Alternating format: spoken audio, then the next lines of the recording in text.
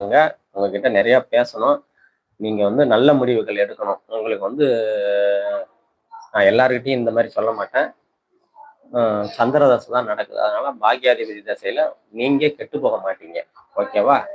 நான் வந்து பெரிய பரிகாரம் அப்படி இப்படிலாம் சொல்ல சொல்ல மாட்டேன் நானு. பரிகாரமே சொல்ல மாட்டேன். சரியா? நீங்க ஒண்ணும் பயப்படாதீங்க. நீங்க பெர்சனலா வாங்க. 2, 3 ஆ ஆலோசனை மட்டும் சொல்றேன். சரியா?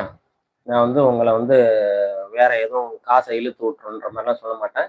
ஒரு பெண்ணோட வாழ்க்கையும் கெடக்கூடாது. உங்களோட வாழ்க்கையும் கெடக்கூடாது. உங்களோட வாழ்க்கை கெடுற அமைப்புல இல்ல.